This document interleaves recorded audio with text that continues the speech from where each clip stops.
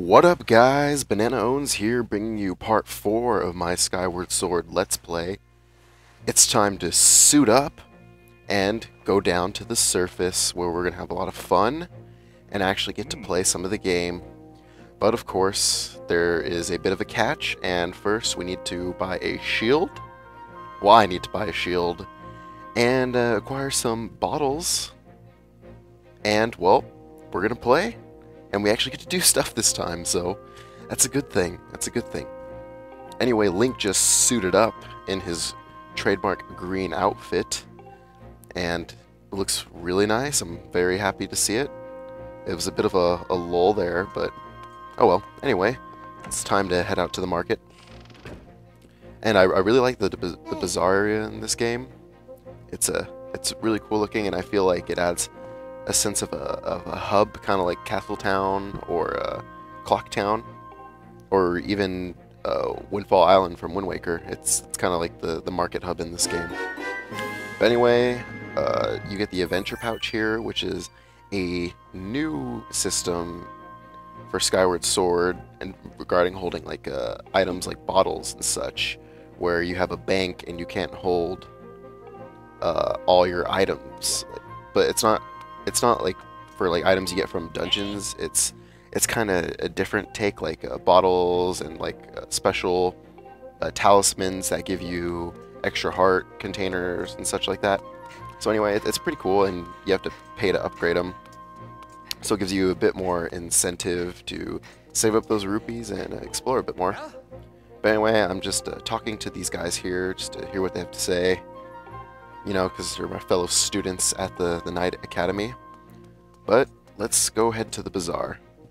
And, well, you'll get to see how amazing it is and how some of these characters in there are kind of creepy. It's really funny, but it gets the job done, so we're going to enjoy this. And then next episode actually begins the quest to get to the first dungeon, and I'm planning to release the whole playthrough of the first dungeon this week. So there's going to be 6 parts coming up this week. So I got busy last Sunday, and then my whole production schedule is to record gameplay every Sunday, and while I'm up to dungeons now, is to record getting to the next dungeon and then the whole dungeon itself on Sunday, and then throughout the week release them in segments. I'm planning on a Tuesday, Thursday, Saturday release schedule, so expect those then. To all the 14 people that watch these, that's when you can expect it. I'm trying to maintain a regular release. I'm recording this right now. I hurt my back the other day, and I'm kind of I'm like laying in bed right now as I record these, so hopefully the audio quality and my voice still carries a bit of weight, but I'm in bed recording these to maintain my production schedule, so hopefully this works. But anyway, yeah, if you talk to the potion lady, she gives you an empty bottle, and you get bottles super fast in this game. You get 2 right away. I would say because it's probably because like combat-wise, especially in the beginning, it's one of the harder Zeldas. That's why you start off with the 6 hearts. There's a bit of a learning curve, which I really like for the new controls. It gives it an extra bit of difficulty, because like where the puzzles suffer is that I think that the puzzles in this game, for the most part, are too easy. Especially the dungeons. There isn't too many branching paths in dungeons, but most of them are pretty good though. And then especially one of the later ones has some devilish puzzles, because like the rooms switch around and stuff. So I'm really satisfied with dungeons in this game overall, but I'll talk more about each one when I get to them. But anyway, it's time for some rupee hunting, and I managed to pick up a bug there. That's pretty lucky. Bugs are used in this game for crafting potions. And my first playthrough, I didn't really experiment with that too much, but I hope to experiment with that in this playthrough. But anyway, it's a rupee collecting time. If you notice, most of these trees have a blue rupee in them, which is really handy, because I needed just a little bit more to get an extra, to get up to 50 rupees because I want that iron shield, that wooden shield. I'll probably be buying the iron shield after the first dungeon when we go to the Earth Temple, which has a lot of fire and magma. Which it should be just the fire temple, but later on there's an actual fire temple, so whatever.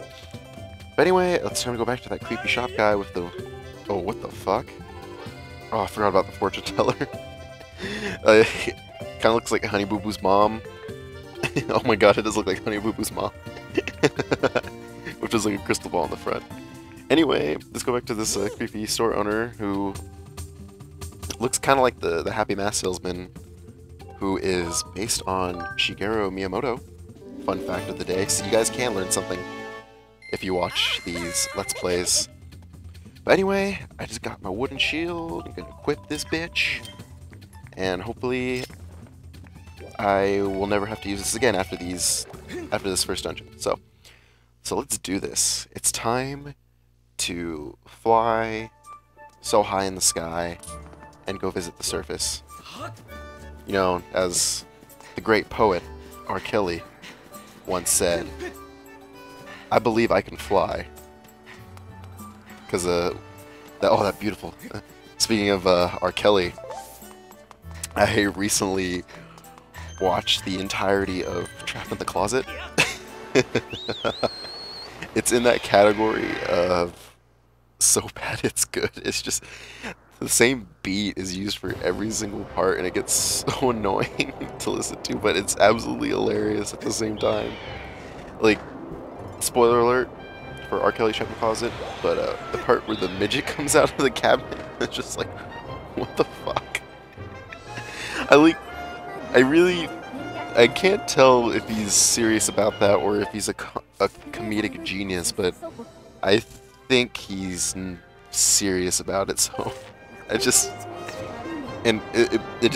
makes it even more hilarious how IFC's like completely supportive of it, and that's what I did on Thanksgiving. I watched like the first 20 minutes because they did like a 24-hour marathon of R. Kelly's Trapped in the Closet. Freaking IFC. Oh well. It's time to dive to the surface here. You know, for funsies at least. But oh, it's so majestic and beautiful. I like this forest scenery. It looks really nice and beautiful. Go back to the whole point. Like, this whole game looks like an oil painting. Well, the forest especially carries that vibe. But first, we had to drop off at these temple grounds here, the sealed grounds. And this is our first look at the surface in this game. And spoiler alert, you're going to be coming, well, we're going to be coming back here fairly often in these videos. There's a boss fight that happens at this location. Well, 4 times, but a specific boss fight is about 3 times, and it's the first round's really cool and the third round's really cool, but the second time you fight the same boss, it's I don't know, I just don't like it because it doesn't really expand upon itself. Whereas the third fight, the boss gets like a new form and there's a new mechanic, which makes it a lot more interesting. But anyway, the sealed grounds is kind of boring right now. All we're gonna do is jump down to the center. Look at that save point, that doesn't work right there. But you can see some amazing swordplay here. Oh yeah, just taking out those Deku Babas. I really like fighting normal enemies in this game because I don't know, the whole like sword things, like, as you can see, you have to take them out with a specific slash because their mouths line up.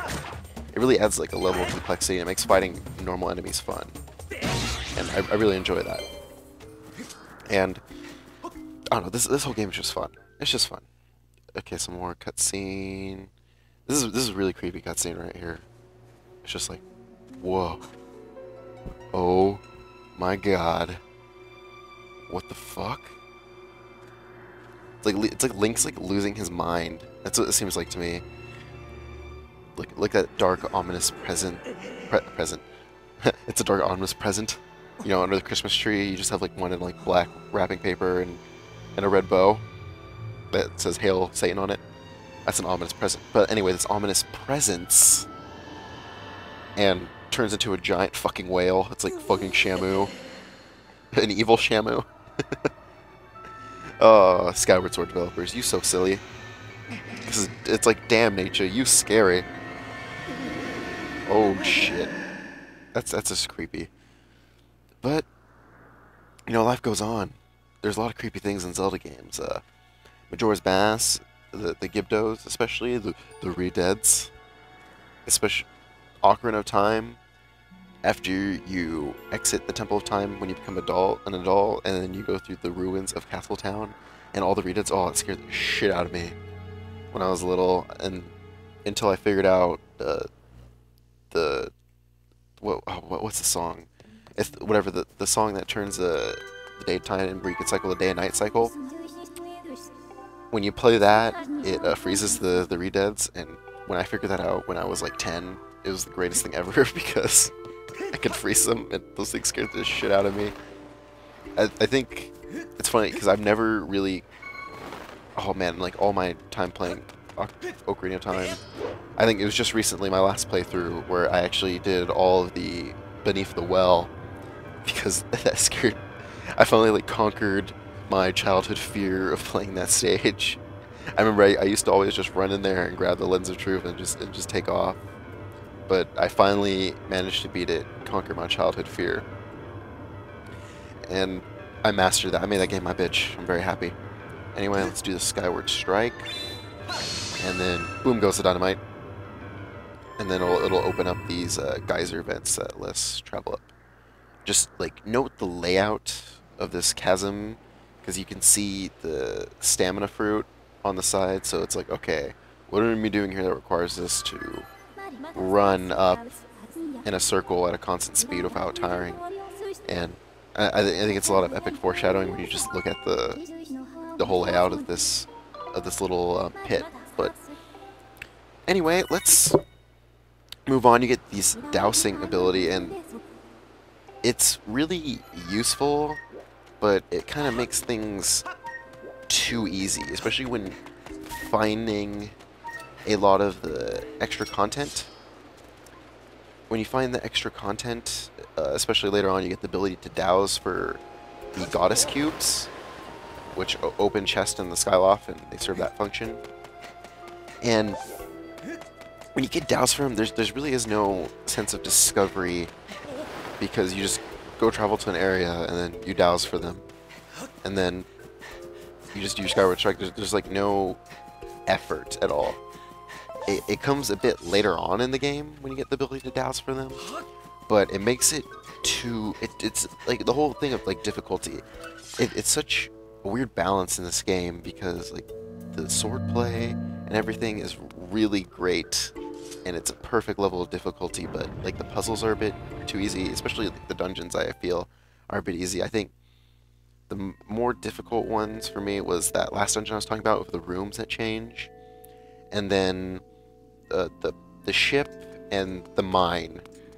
Yeah, the mine are a lot more they were a lot difficult to me, at least. So anyway, let's save, and then we're gonna talk to this old lady here who looks like she's like 1 billion years old. But I'm just gonna break some pots and stuff to just loot, because I have like no rupees right now, and that's kind of a big issue. Because, you know, I'm gonna be needing them because I want to purchase an iron shield later, and it costs a lot of money, and I mess up and accidentally grab this fairy here. But whatever. If you notice like that stool in the background, I didn't. This pisses me off, because the whole explaining things to you, they don't mention the stools at all, really. Because when you sit on stools, it recovers your hearts, especially if you find one in a dungeon. It's like a lightsaber. It's a lightsaber. The fucking Obi-Wan is all up in there, sitting on a bench on a stool. But whatever.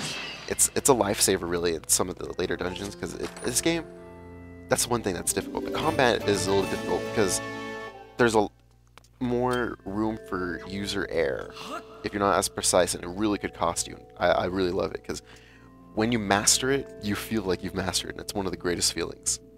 But anyway, look at this old bitch right here. Okay, like, what's up with her hair knot? It's like a pendulum. Speaking of pendulum, fucking great, drum and bass. Am I right, guys? You know? Okay, that was awkward. Whatever, whatever. I'm attempting here. I'm attempting here. My back hurts. Cut me some slack, guys. Cut me some slack. To all 5 people that watch this. But as I was saying, the swordplay. I can gush over this game all day, and I know there's not a lot of substance right now as well, but we're getting there. The next episode actually has us performing a task in order to get into the dungeon. It's so great. It's just so great to be able to actually like play stuff. 'Cause the intro was slow, not as slow as Twilight Princess, but it was still pretty slow. But we're moving our way along, and soon enough, like we're getting the ball rolling here. I've already recorded the gameplay for the first dungeon and have that all done, as I mentioned earlier. So that's what this weekend I will be recording, getting up to the second dungeon, and then finishing the second dungeon. And then the week after that is doing the third dungeon, and which is the mine. And probably I'll record a lot of the cutscenes afterwards and do a bit of a commentary. Might be a bit boring, but it should be fun. It should be fun, and this whole thing actually has a schedule now, and I'm really excited to continue this. It's my first Let's Play. I'm learning a lot. I'm trying to make these voiceovers get a little bit better. I know they're a bit awkward. But anyway, that concludes this part. See you later, guys. Check out the next part. It'll be available shortly.